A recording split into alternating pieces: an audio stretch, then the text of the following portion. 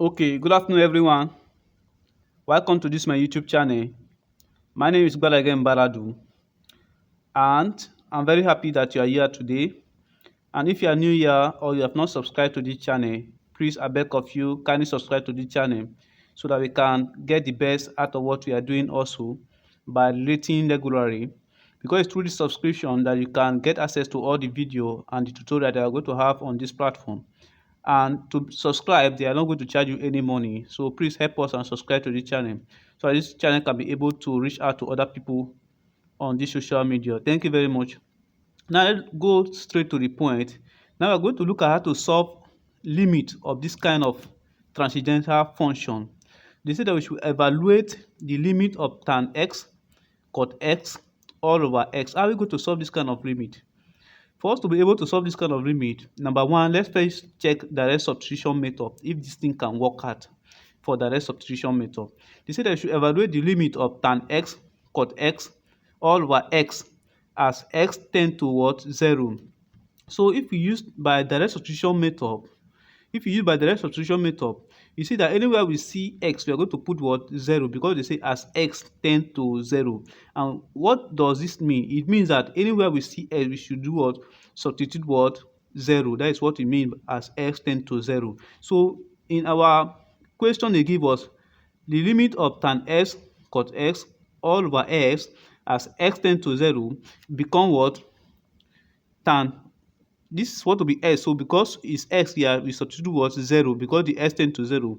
Where anywhere we see x, we put 0. Then we have tan what? 0. Instead of tan x, become tan 0 times cos 0 instead of cos x all over what? 0, because in the denominator here we have what? X. So we substitute it as what? 0.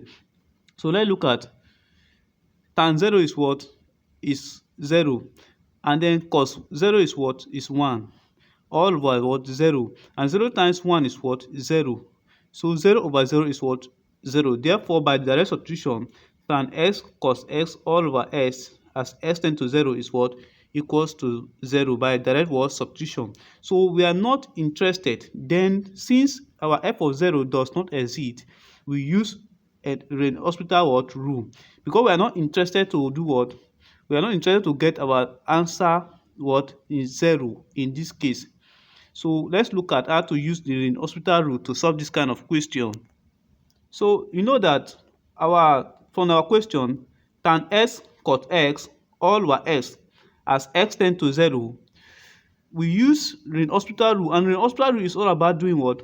Differentiate both the numerator here and the denominator until we get the actual value that will not give us something divided by 0. So that is what the hospital rule is all about. So because of that, you know that our tan x cos x all over x is what? It's the same thing as what? Sin x all over cos x times cos x all over x. Let me explain this for proper understanding.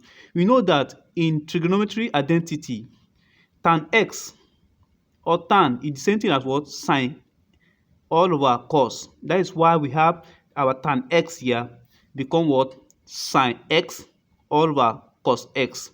It's the same thing as this tan, but it's a trigonometry identity. You just change it to this form for easier what? Evaluation.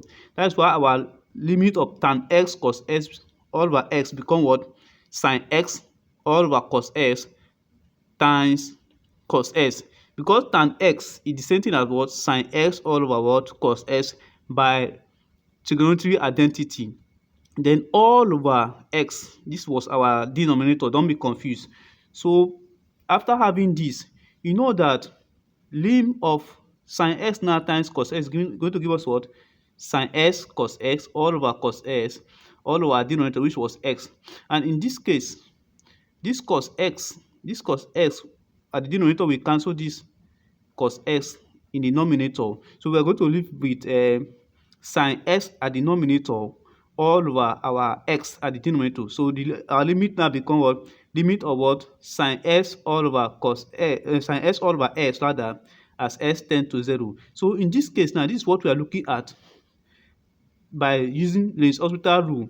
So for us to solve it now by Lenz's hospital rule, it means that we should differentiate the numerator here and the denominator until you get the specific value. Because in this case, if we say x tends to 0 and we put 0 here, it's going to be sine of 0 all over 0, and we don't want to get anything divided by 0 in this denominator. This is what the hospital rule is all about. So because of that, we differentiate this denominator and the denominator. So how are we going to do it? We differentiate sine x with respect to x, and we differentiate x with respect to x. So we're going to give us, when we differentiate sine x, it's going to give us what? Cos x. And when we differentiate x here, it's going to give us what? 1. That's why it becomes limit of cos x all over 1 as x tends to 0. Now, anywhere you see x now, you substitute what? 0. So now our cos x become what? Cos 1.